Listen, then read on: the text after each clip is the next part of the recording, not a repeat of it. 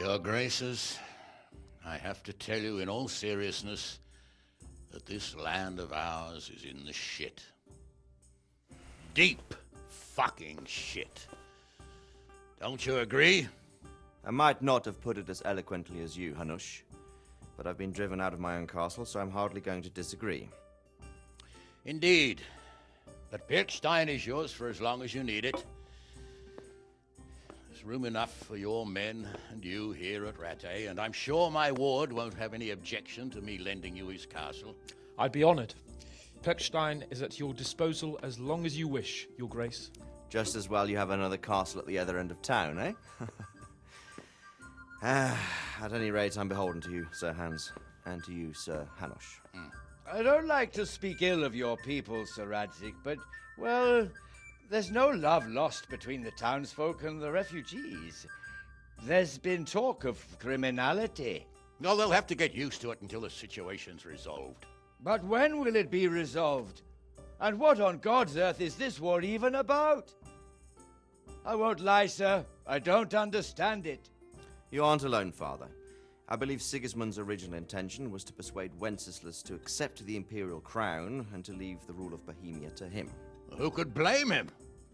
I know Wenceslas is a friend of yours, Radzig, but even you have to admit he brought it upon himself. I can't deny the king neglected affairs of state for other pursuits. There is a need for order in the land, but I don't think the lords who sided with Sigismund realized just what Hungarian order looks like. Hungarian order. What concerns me, sir, is how a good Christian could resort to such brutality. To give him his due, I don't think he expected the lords of this country to stand behind the king. But thanks to him, we're tearing ourselves apart, and now he has to get things under control. But why in God's name does he have to use those barbarians? Money is the root of all evil, young sir. Wars are costly, and this one has dragged on for a year. Sigismund ran out of coin for knights, so he recruited those whore sons that settled in Hungary. The less he pays, the more they make up for it with plunder. That's why he attacked us. He was after our silver. What are you doing? You've no business here. Clear off. Wait, it's Henry. Henry, who disappeared after I clearly ordered him to remain at Taunberg. I'm sorry, sir, but I had to bury my parents. Had to? Do you think you were the only man who lost someone there? But the others listened to their lord. And it wasn't just your own life you nearly threw away. So Robard and his men risked theirs to save you. I'm sorry, but I had to. Oh, there you go. When you have to, Radzig. Your father was a remarkable man, and your mother, she was remarkable too. They deserved a Christian burial. Did you manage that at least? No.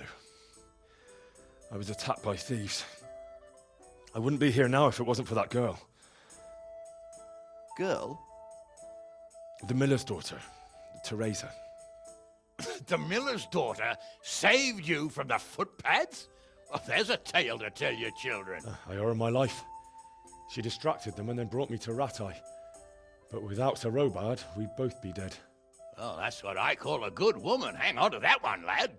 Still, it's a great shame your parents are buried in unconsecrated ground. That means purgatory for them. Be quiet, Friar. I didn't invite you here to eat me out of house and home and deliver a sermon while you were doing it.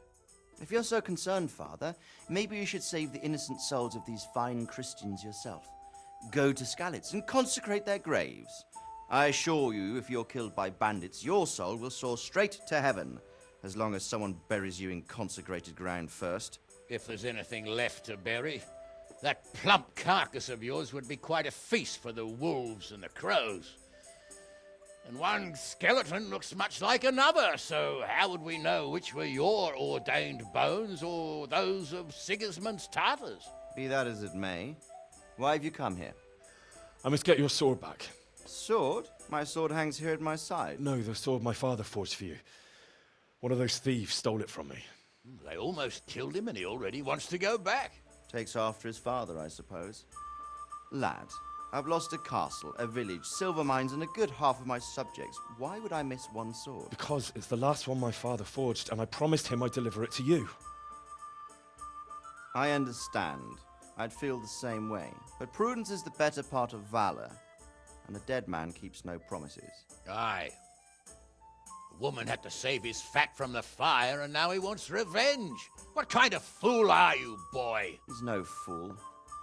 Henry, you have courage, but you need training, arms, a horse. Or do you mean to beat this thief at dice? No, sir. Please, take me into your service and give me the chance to learn these things. The gall of him. Fled from the enemy, disobeyed your orders, duped Sir Divish, lost your sword, put Sir Robard in danger with his actions, and now he wants a promotion. Sir Capon's right. What you say is certainly true, except for fleeing the enemy. You would have run as well. Believe me. Henry's earned some punishment, but how do you punish someone who's already lost everything? Courage and blind obedience are good qualities for a soldier, but a wise man also appreciates loyalty, perseverance, and determination. Besides, that was a fine sword that his father made. If he thinks he can get it back, I won't turn it down. My lord, he's a peasant. You can't make a squire of a peasant. Why not? Someone made a priest of a pig. He isn't a peasant, father, he's a blacksmith, and recent events have left me in need of his skills. So, you'd like to enter my service? Sir, Yes, I would. You won't regret it. Oh, I probably will. I'm doing this for your father, lad. Don't disappoint me. Oh, fortune has finally smiled on you today, lad. Make the most of it.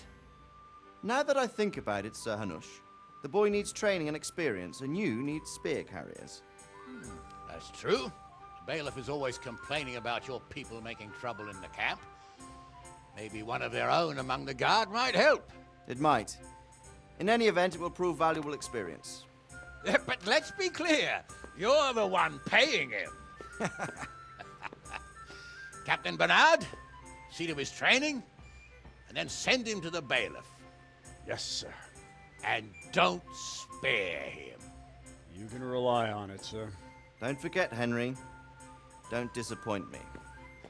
I won't, my lord.